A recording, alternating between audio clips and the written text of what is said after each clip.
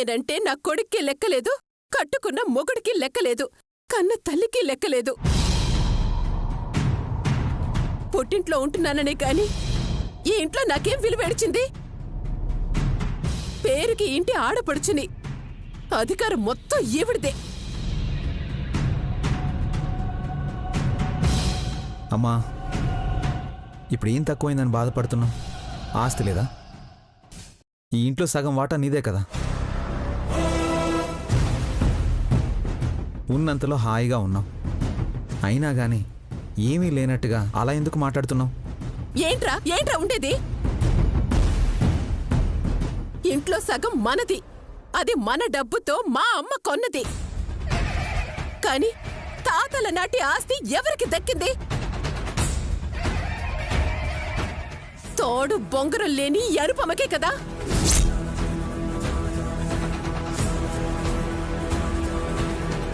ఇంట్లో పెత్తనువు తనదే, ఊళ్ళో పెత్తనువు తనదే.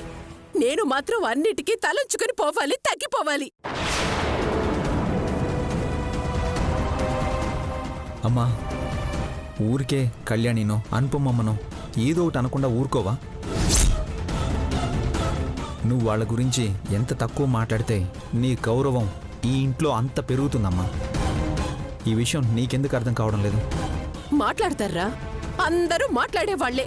నా మాట వినేవాళ్ళు మాత్రం ఎవ్వరూ లేరు. అమ్మా, మా అమ్మ మాటలు మీరేం పట్టించుకోవద్దు. మీరు గెలిచారన్న బాధలో ఉంది. అమ్మ గురించి తెలిసిందే కదా, కాసేపు బాధపడుతుంది, మళ్ళీ మర్చిపోతుంది. అవునమ్మా, అధికారం తనదే అని పాపం చాలా ఆశపడింది. చూసావుగా, కూర్చోడానికి కుర్చీ కూడా కొంది. నాయకురాలిగా ప్రమాణ స్వీకారం ఎలా చేయాలి అని ప్రాక్టీస్ కూడా చేసింది. అన్ని కలలు కన్నప్పుడు ఆ కలలన్నీ ఒక్కసారిగా కూలిపోయేసరికి తట్టుకోవడం కొంచెం కష్టమేలే. 2 రోజుల్లో అదే అలవాటైపోతుంది. నువ్వేం బాధపడకమ్మా, మీరు పదండి, తనే వస్తుంది.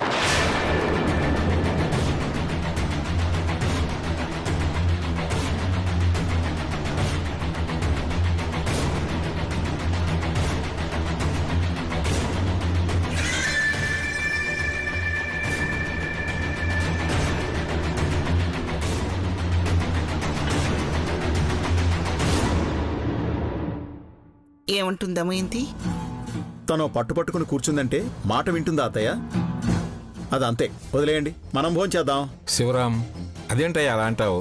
నలుగురం కలిసి తినేవాళ్ళం, అలాంటిది దమయంతి లేకుండా మనం ఎలా తింటాం?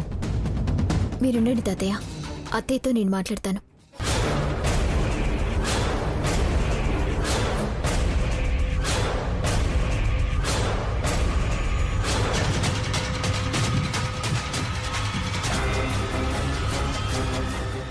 అత్తయ్య, అమ్మ గెలిచిందన్న కోపం మీకుండొచ్చు. అది పదవత్తయ్య, మన ఆస్తి కాదు. అయినా పదవి ఎవరికొస్తే ఏంటత్తయ్య? ఈ ఇంట్లో ఒకరు మాట చెప్పారంటే ఆ మాట అందరిది కదా.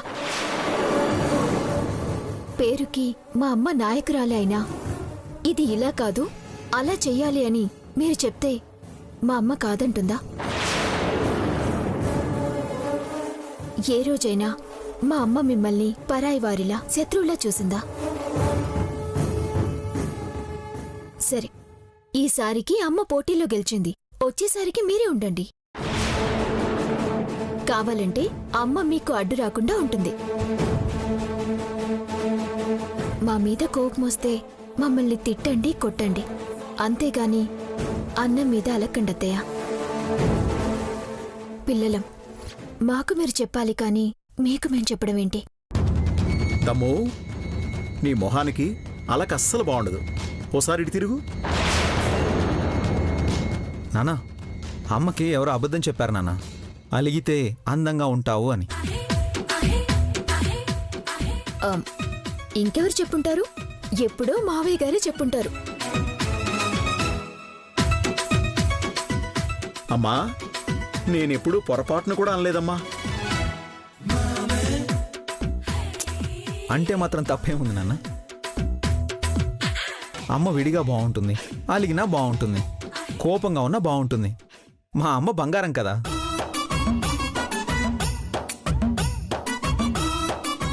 అవునవును, అత్తయ్య గారు ఏం చేసినా బాగుంటుంది, ఏం మాట్లాడినా కూడా బాగుంటుంది. కాకపోతే ఇలా అన్నం తినకపోవడమే బాగోలేదు. ఆ చాలు. నాకు సర్ది చెప్పడానికి మాత్రం అందరూ ఒక మాట మీద ఉంటారు. నేనేదైనా కావాలంటే మాత్రం నా వైపు ఒక్కరు కూడా ఉండరు. అదేంటో దినా అలా అంటావు? నేనున్నాను కదా. నువ్వుండి మాత్రం ప్రయోజనం ఏముంది? అసలు నువ్వున్నావు కాబట్టి నేను ఓడిపోయాను.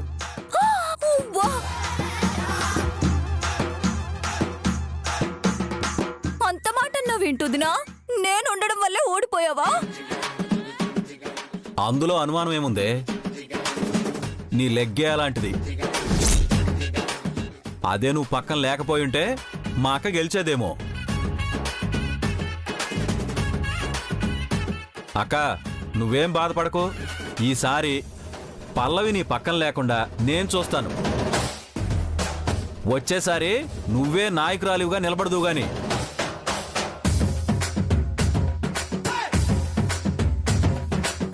ఐదేళ్లు ఎంతసేపట్లో వస్తాయి? ఇలా తిరిగి అలా చూసేసరికి వచ్చేస్తాయి. చాలు చాలు, మీ మాటలు విని నేను ఇంకా మోసపోను. ఇప్పుడు మీకేంటి? నేను తినాలి అంతే కదా? పదండి తిందాం. అమ్మయ్యా, మీ అమ్మ నిరాహార దీక్ష విరమించిందిరా. మళ్ళీ నిర్ణయం మార్చుకోకముందే త్వరగా తిందాం పదండి. ఇప్పటికే ఆకలేస్తోంది.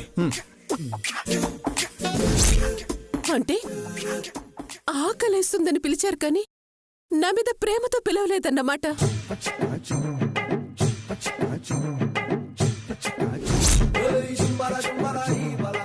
నీకు దండం పెడతానే.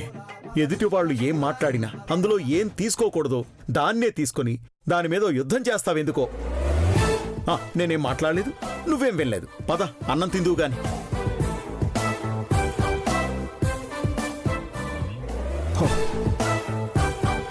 దీని మూడు బాగున్నప్పుడు దీంతో ఏం మాట్లాడొచ్చు, ఏం మాట్లాడకూడదు అడిగి ఒకసారి నోట్స్ రాసుకోవాలి.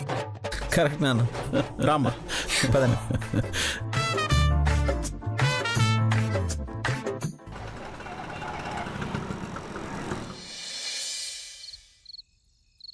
ఒరే, ఇంకెన్ని పాపాలు చేస్తారా మీరు?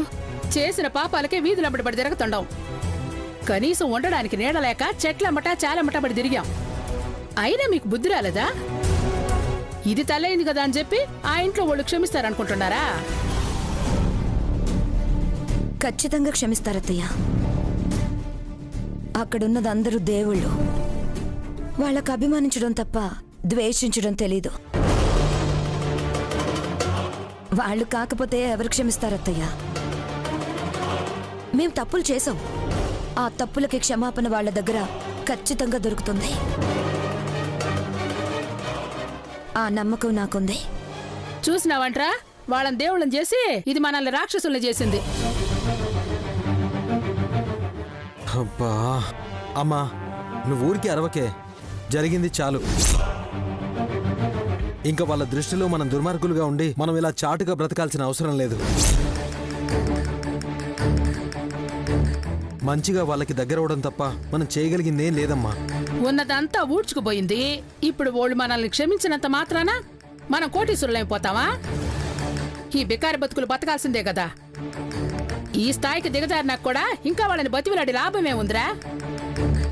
వాళ్ళని బతిమాలుకోవడం వల్ల లాభం ఏమీ ఉండకపోవచ్చు,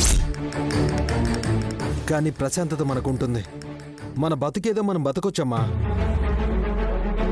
నిజమే కదా సిద్ధు, అత్తయ్య అన్నది కూడా కరెక్టే కదా. వాళ్ళ దగ్గర మంచి పేరు సంపాదించుకోవడం వల్ల మనకొచ్చే లాభం ఏముంది? ఉండు, ఒకసారి మీ అక్కతో మాట్లాడదాం.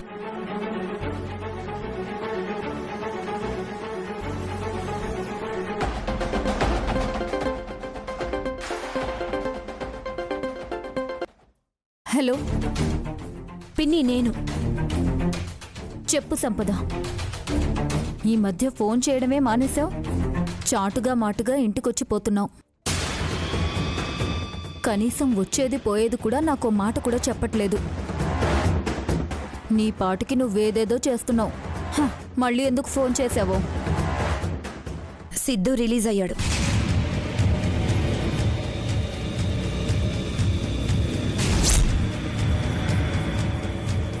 ఏంటి సంపద, నిజమా?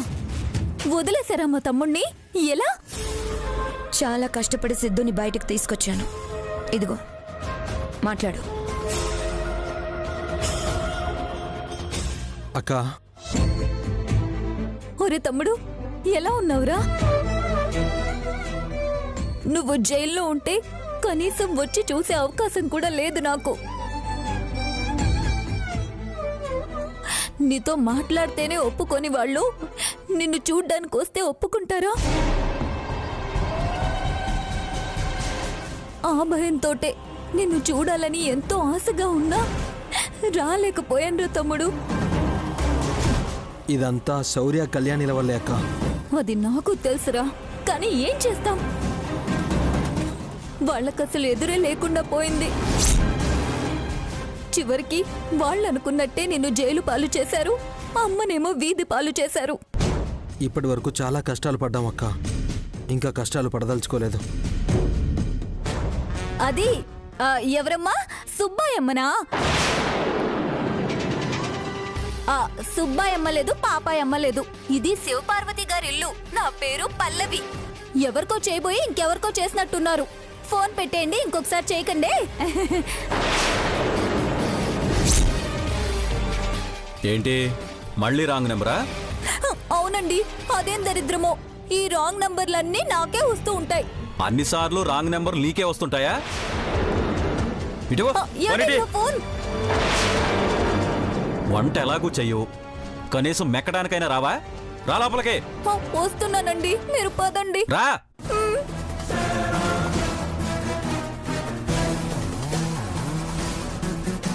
ఇంట్లో అందరూ సంతోషంగానే ఉన్నారు. దమయంతి వదిన నేను మాత్రమే ఏ సంతోషం లేకుండా ఉన్నాము. సిద్ధు నాతో ఏదో చెప్పాలని ఫోన్ చేశాడు. ఇంతలో ఈయనొచ్చి ఫోన్ లాక్కున్నాడు. అసలు నాకెందుకు వాడు ఫోన్ చేసినట్టు? ఏం చెప్పబోయాడు?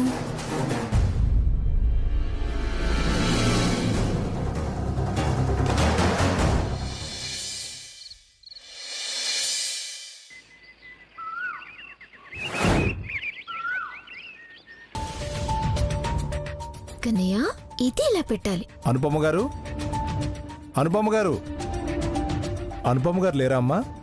లోపలుంది, నేను పిలుస్తాను, మీరు కూర్చోండి. అమ్మా, అమ్మా. ఎవరమ్మా? లాయర్ గారా? నమస్కారం అమ్మా. నమస్కారం, కూర్చోండి.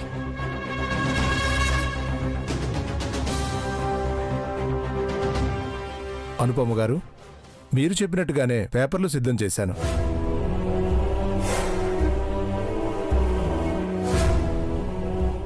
ఏంటి లాయర్ గారు, మా అనుపమ ఏం చెప్పింది? మీరేం పేపర్స్ సిద్ధం చేసుకొని వచ్చారు? అదేంటమ్మా, ఇంట్లో చెప్పలేదా?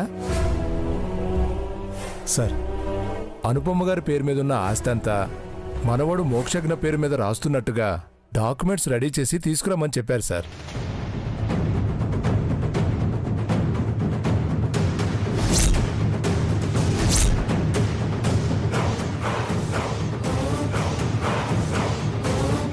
ఇప్పుడు మోక్ష పేరు మీద ఆస్తి రాయాల్సిన అవసరం ఏమొచ్చింది అనుపమా? ఎప్పుడైనా ఇచ్చేదే కదమ్మా. వాడి పుట్టినరోజు నాడు ఇద్దామని పేపర్లు సిద్ధం చేసి తీసుకురమ్మని చెప్పాను.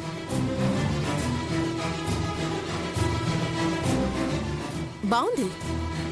మేవేదో అడిగినట్టు, నువ్వేదో ఇచ్చినట్టు.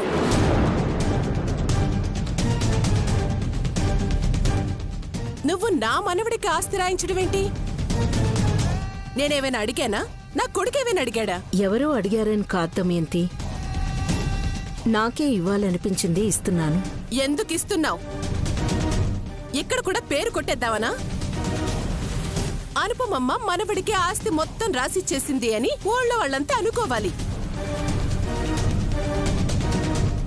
దేవతల తర్వాత దేవత ఈవిడే అని నీకు గుడి కట్టాలి. ఇదేగా నీకు కావాల్సింది?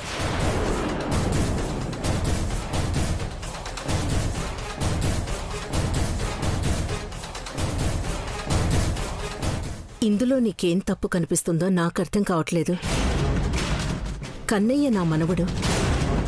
నా ఆస్తి నా బిడ్డకి ఇవ్వాలనుకున్నాను, కానీ తనకిస్తానంటే తను తీసుకోదు. ఎప్పుడైనా ఇచ్చేదే కదా అని నా మనవడి పుట్టినరోజు నాడు బహుమతిగా ఆస్తినివ్వాలనుకున్నాను. అందులో తప్పేం కనిపిస్తోంది? తప్పే ఉండదు అనుపమా. నువ్వు చేసే ఏ పనిలోనూ అసలు తప్పే ఉండదు. ఏదో అందర్నీ ఉద్ధరిస్తున్నట్టుగా, అందరికీ మంచి చేస్తున్నట్టుగా మార్కులు నువ్వు కొట్టేస్తావు. నీ ముందు నా బోటిది వెధవవుతుంది. ఇదేగా నీకు కావాల్సింది?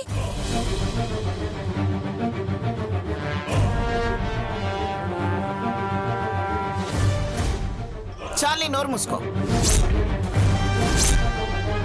అసలేం మాట్లాడుతున్నావు నీకన్నా అర్థమవుతుందో లేదో మాకు తెలియదు, కానీ మాకైతే ఏమీ అర్థం కావట్లేదు. ఇప్పుడు అనుపమ చేసిన దాంట్లో తప్పే ఉంది? ఆస్తి ఏమైనా తన పేరు మీద రాసుకుంటుందా, లేదా తన కూతురు పేరు మీద ఏమైనా రాయమంటుందా? నీ మనవడి పేరు మీదే కదా రాయమంటుంది. దానికి సంతోషించాల్సింది పోయి తనేదో తప్పు చేసినట్టు మాట్లాడతావేమిటి?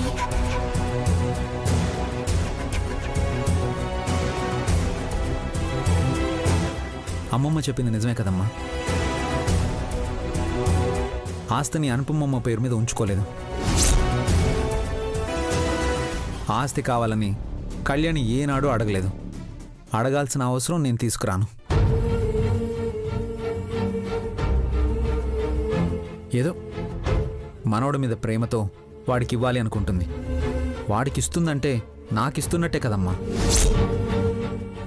ఏదో ఒక గొడవ కావాలి నీకు. ఎదుటి వాళ్ళు ఏం చేస్తున్నారా, ఎందుకు చేస్తున్నారా నువ్వు ఆలోచించావు. నోరుంది కదా అని మీద పడిపోతావు. అరవడం నీకు, వినడం మాకు అలవాటైపోయింది. మాకేం కొత్తగా అనిపించటం లేదమ్మా. కానీ బయట నుంచి ఒక మనిషి వచ్చున్నాడు.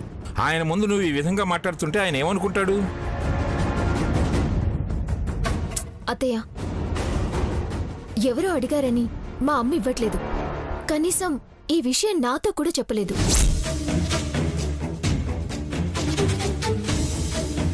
తనకి నచ్చింది చేస్తోంది. దానికి మీరెందుకు రాద్ధాంతం చేస్తున్నారు? ఆస్తి వీడి పేరు మీదుంటే రేపు వీడికి కదా ఉపయోగపడేది. సరే, ఎలాగూ కాగితాలు కూడా సిద్ధం చేయించారుగా, అలాగే ఇవ్వమను. కానీ ఒక్కటి గుర్తు పెట్టుకోండి, ఇదిగో అమ్మా, నీ కూతురు కాని కూతురు అనుపమ తను ఇష్టపూర్వకంగా రాసిస్తుంది. వాడెక్కిస్తే పెరిగి పెద్దయ్యకే కదా చేతికొచ్చేది. అదేదో నా కొడుక్కే రాస్తే సరిపోయేదిగా. అమ్మా, అనుపమమ్మ ఆస్తి ఇస్తే గాని బతకలేని స్థితిలో మనమేమన్నా ఉన్నామా? ఇప్పుడు ఆస్తి ఎవరి పేరు మీద ఉంటే ఏంటి? వాడెవడు? నా బిడ్డ కదా.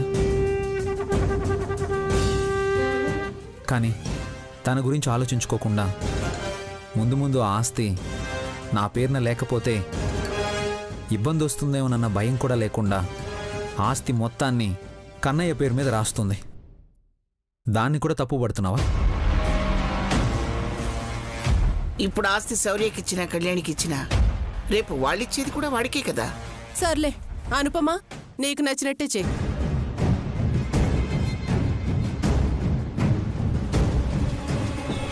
లాయర్ గారు, ఎలాగూ అనుపమ నిర్ణయించుకుంది కాబట్టి తన ఇష్ట ప్రకారమే కానివ్వండి. ఆ సంతకాలు ఏవో చేయించుకోండి. అలాగే సార్, సంతకాలు పెట్టండి. అమ్మా, ఒక నిమిషం.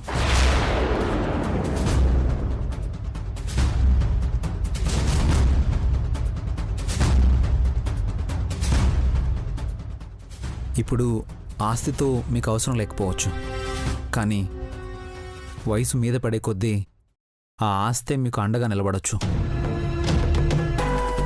ఈరోజు నా బిడ్డ మీద ప్రేమతో మీరివ్వడం తప్పు అని నేను అంటం లేదు, కానీ రేపటి మీ గురించి ఆలోచించుకోకుండా మీరు ఇచ్చేస్తున్నారు. దానివల్ల మీకేదన్నా ఇబ్బంది వస్తుందేమో. ఒక్క క్షణం ఆలోచించండి అమ్మా.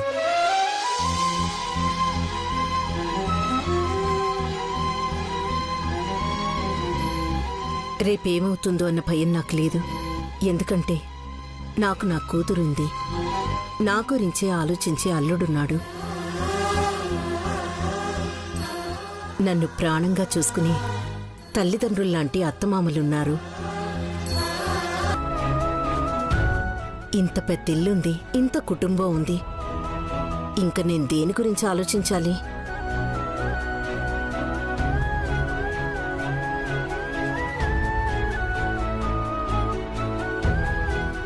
నా గురించి నాకు దిగుల్లేదు.